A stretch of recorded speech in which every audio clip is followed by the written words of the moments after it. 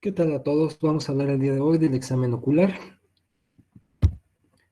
Vamos a iniciar entonces desde la estructura más externa hasta la estructura más interna, llevando entonces el examen ocular paso por paso e ir haciendo una revisión minuciosa de cada una de las estructuras que vamos a ir entonces encontrando y vamos a ir de alguna manera valorando. Iniciamos entonces con los párpados.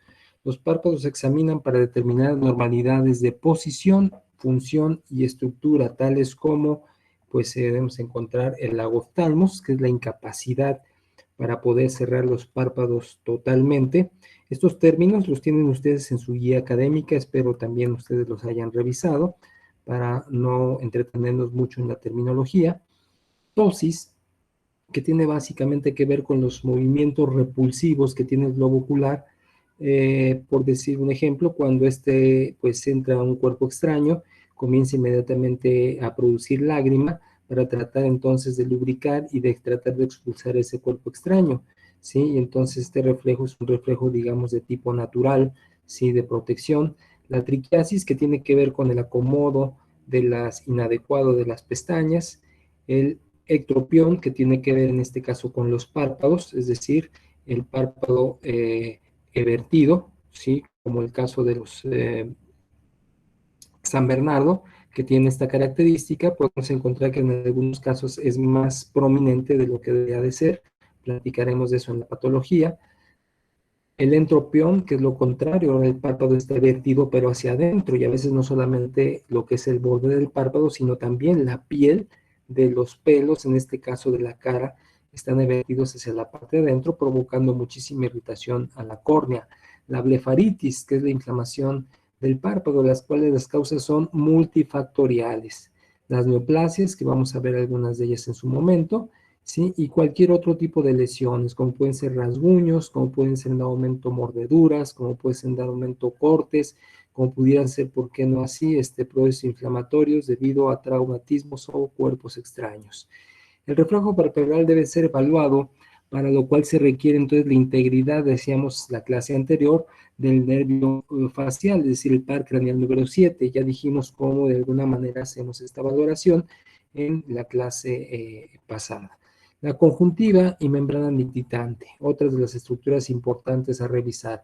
Hay que observar si la conjuntiva está pálida, si está congestionada, puede estar hemorrágica, puede estar itérica, ¿sí? La conjuntiva ventral, por lo regular o inferior, generalmente es más hiperémica que la superior. Esto ya lo comentamos también en su momento, debido a que hay una gran cantidad de vasos sanguíneos y esto favorece el paso de las barreras hematoacuosa, de la barrera en el momento hematorretiniana. Observar si está lisa, si está seca o excesivamente húmeda, así como con posibles laceraciones o erosiones, cosas que podemos encontrar allí a simple vista. La esclerótica dijimos que es lo blanco del ojo, hay que observar el color, inspeccionar la presencia de nódulos, hemorragias, laceraciones, quistes o tumores, cosas que pudiéramos estar observando.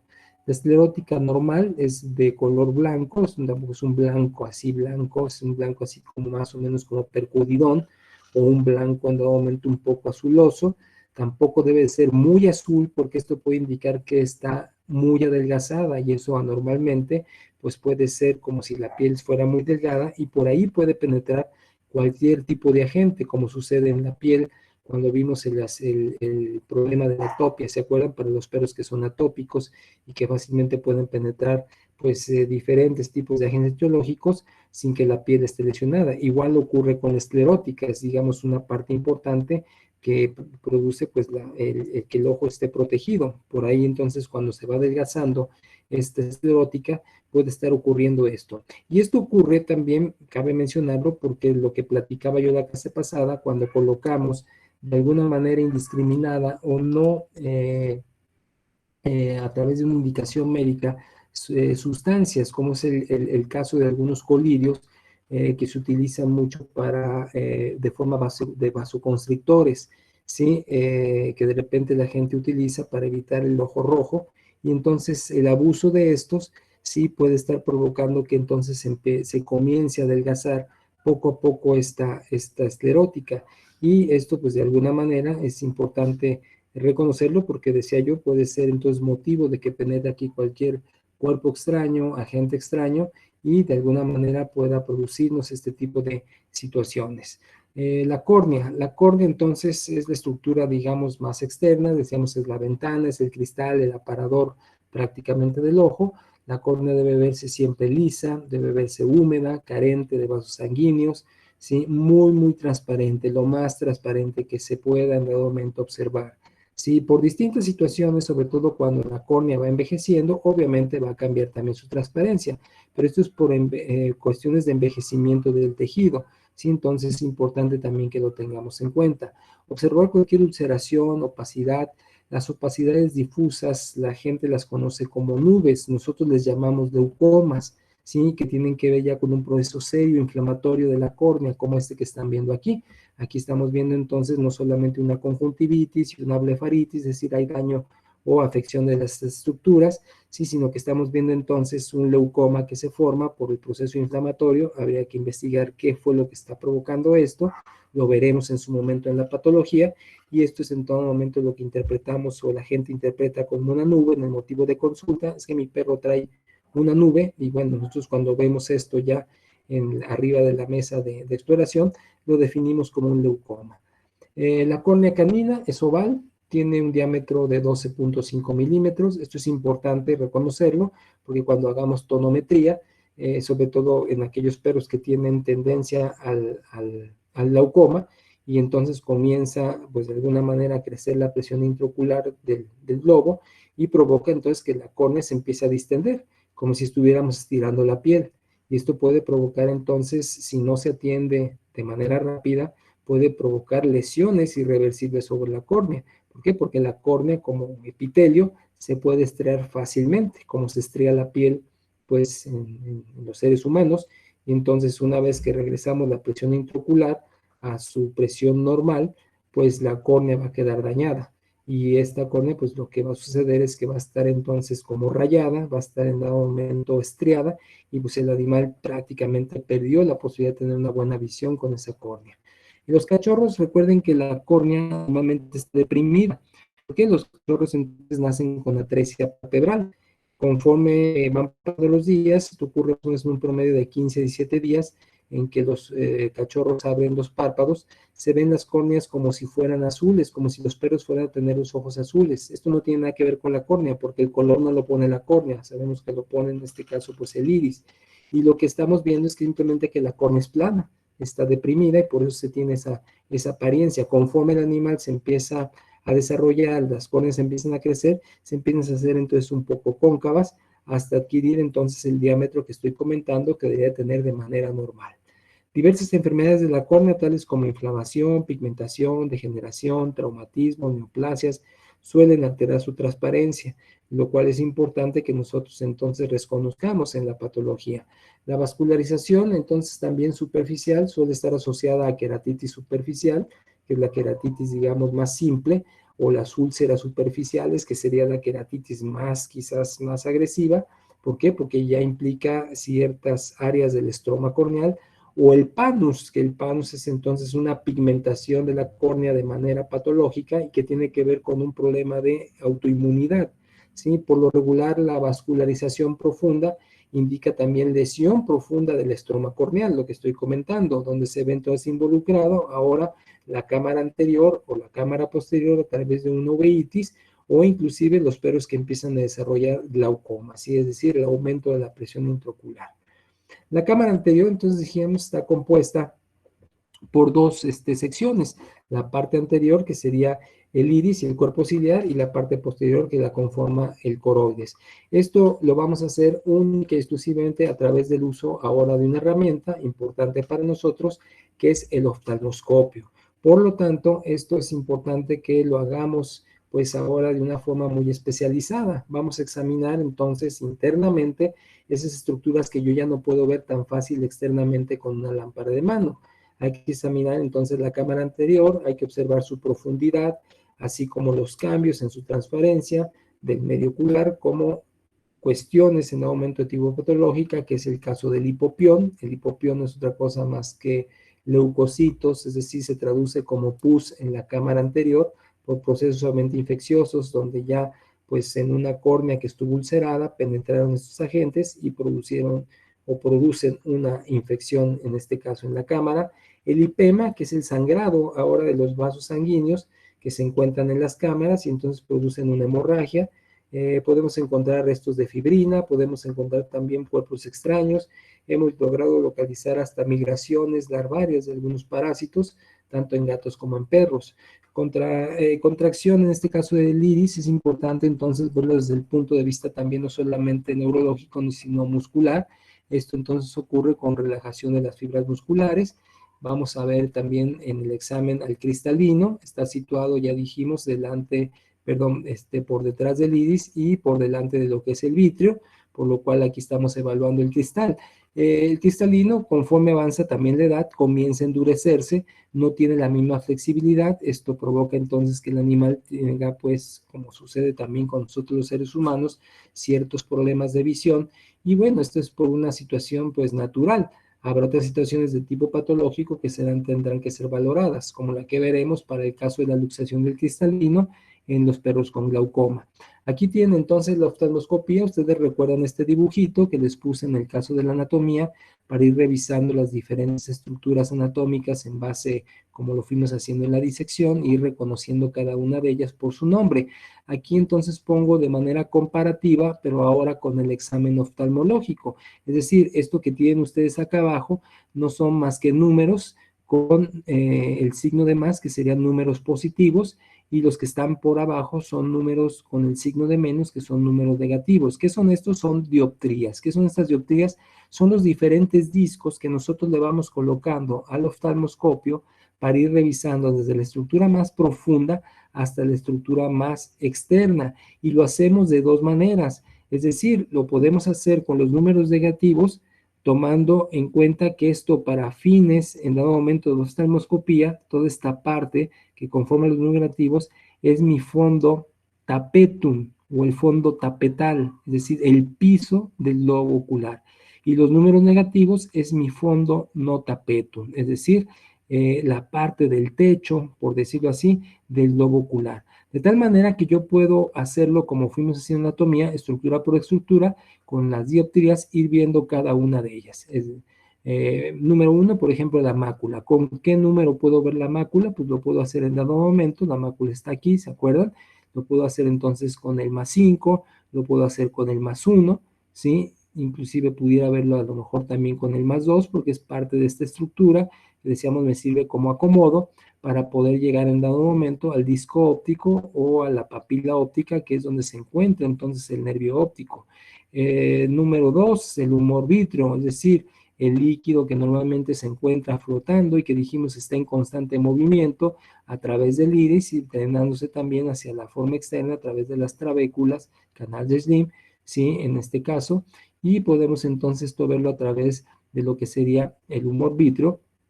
Pues otra vez, ¿verdad? Podríamos hacerlo con el más 5, pero también podría hacerlo con el menos 1, con el menos 2 para ver la parte del fondo tapeto, es decir, hasta el menos 5 o hasta el más 5 que se encuentra aquí, ¿verdad? Entonces, así lo vamos haciendo, entonces conforme vamos colocando diferentes dioptrías para ver diferentes estructuras. La esclerótica, ¿con qué podría ver la esclerótica? Pues con el más 3, con el más 4, el coroides, que dijimos que es la parte de la cámara posterior, con el más 1, con el más 2, que es donde estamos colocándonos en los vasos retinianos, y así cada uno de ellos. Creo que se va entendiendo cuál es la idea de ir colocando entonces las diferentes dioptrías. La retina, ¿sí? Básicamente, pues la retina lo hago con el 0, tratando de llegar al más 5 o al menos 1, hacia lo que es la papila óptica, la hora serrata, el canal de Slim, básicamente el canal de Slim con el más 10, el más 8, con eso estoy observando las estructuras, la cámara anterior, que sería el más 12, más 15, está el iris, la córnea, el cuerpo ciliar, la zónula, la conjuntiva, el lente, el cristalino, otra vez el más 12, el canal hialoideo, la vena central retinal, pues basta, estamos trabajando entonces con el 0, básicamente con la dioptría más profunda, hasta llegar entonces al nervio óptico y a la arteria central retinal, que se encuentran entonces en esta posición. ¿Sí? ¿Están de acuerdo? Estos son entonces los oftalmoscopios, digamos, más comunes. Aquí tenemos estas perillitas, que es donde entonces se colocan las dioptrías, los discos, los cuales vamos a ver aquí la numeración, si es el número positivo, el número negativo. Es importante que ustedes se relacionen bien con el uso en dado momento de hacia dónde le dan, hacia arriba o hacia abajo, para colocar entonces las diferentes dioptrías. Una dioptría no es más que un aumento, un disco con aumento, con un lente con aumento, para ir viendo la estructura quizás con mayor o con menor aumento, como lo estábamos comentando. ¿Sí? Por aquí se emite la luz. Aquí estamos viendo la otra parte del oftalmoscopio, esta perillita, entonces para la intensidad de la luz, darle mucha intensidad o poca intensidad. Luego aquí tenemos estas funciones que son como funciones de mirillas para hacer en dado momento cuadrantes. Vamos a ver así como si fuera una mira telescópica por donde estamos observando, que sería esta parte, ¿sí? Y vamos entonces a revisar a través de estos cuadrantes, pues diferentes cortes que pudiéramos hacer a lo profundo o a lo externo del globo ocular. Luego aquí tenemos algunos filtros, algunos en color azul, también en color verde, cuando colocamos sustancias, en este caso para diagnóstico, como es la fluoresceína o el rosa de Bengala, que nos ayudan mucho en la diferenciación de las úlceras, sobre todo a nivel corneal que se van formando, y poder distinguir muy bien el borde en dado momento de la úlcera. Para eso sirven. Estos, digamos, son los más comunes. Hay más especializados, como el que vieron al principio en la fotografía, y luego tenemos la panoscopía. El panoscopio es como un oftalmoscopio, pero que nos magnifica ahora de una manera muy importante las estructuras. Si bien estas dioptrías nos dan la posibilidad de hacer aumentos sobre esas estructuras, el panoscopio nos hace todavía un aumento mucho mayor. Y estos tienen la ventaja que pueden utilizarse junto con nuestro equipo de cómputo, es decir, se pueden conectar, como lo están viendo aquí, a esta pantalla, y no solamente estamos observando nosotros, sirve mucho para adiestramiento, sino que también están observando los estudiantes, o también con esto podemos estar explicando al cliente lo que estamos viendo en la profundidad del globo ocular o de las estructuras del globo ocular que estamos examinando. ¿Sí? Para esto necesitamos entonces siempre dilatar la pupila del perro, porque si le colocamos luz, pues ya saben lo que va a pasar. La pupila inmediatamente se va a hacer miótica y no nos va a dejar observar lo que está detrás de ella. Por lo tanto, vamos a colocar atropina en forma de colirio al 1% para dilatar la pupila. Y muy importante, al terminar de hacer el estudio, vamos a colocar ahora pilocarpina para contraer la pupila, no dejar que el animal salga así a la luz exterior, porque si tiene la pupila todavía bajo el efecto de la atropina, no va a poder contraer su pupila, va a estar entrando entonces la luz artificial o la luz solar y va a producir una irritación de la retina. Aquí, como pueden observar, está dilatada totalmente la pupila para iniciar el examen. Aquí podemos ver, hasta sin necesidad ahorita del instrumento, ver algunos vasos, en este caso retinianos, y ver el fondo ocular, que para nosotros va a ser muy importante esa evaluación. ¿Por qué? Porque lo que están viendo en esta fotografía básicamente es el coroides, es decir, aquí están los vasos del coroides, los vasos retinianos, ¿sí? Este es el disco óptico que tanto les he hablado. Aquí está la vena central retinial y aquí está la arteria central retiniana, que todos estos vasos van a conducir, todos esos se conducen, llegan al centro, que es donde está entonces aquí el disco o la papila óptica. Y visto más o menos desde esta óptica, esto que están viendo aquí es el reflejo de la luz en el cristalino, es decir, en el lente, y lo que estamos observando aquí es pues las veces del canal hialoideo, lo que nos lleva hacia lo que es el centro en aumento de la pupila, que en teoría el nervio óptico no lo vamos a poder ver, a no ser que coloquemos un medio de contraste directamente a través de una vena, de una arteria periférica, para que pueda llegar hasta esa zona, y que no lo hacemos regularmente en medicina veterinaria, porque con estas herramientas que acabo yo de mencionar, no hay ni siquiera necesidad, podemos en dado momento magnificarlas, sobre todo con el uso del panoscopio. Es decir, así es como lo estaríamos viendo de frente. Este es el fondo tapetum, fondo no tapetum. tapetum, no tapetum, ¿sí? Aquí colocamos números negativos, números positivos. Y como lo fui describiendo, en este caso, con cada una de las estructuras, las diferentes tipos de dioptrías. Esa información, sobre todo en los dibujitos, los tienen ustedes en su guía académica para que los chequen junto con el video y de alguna manera vayan, entrenando. Esta es una cuestión de entrenamiento. Una vez que tienen el equipo, hay que estar entrenando para su uso, porque nos va a ser muy, muy, muy beneficioso, sobre todo a la hora del diagnóstico. Bien, esto es lo que teníamos en este caso para el día de hoy, para observar lo que es el examen ocular. Espero y se generen dudas y las podamos responder en la próxima clase. Cuídense mucho, que estén bien y nos vemos en la próxima sesión. Muchas gracias.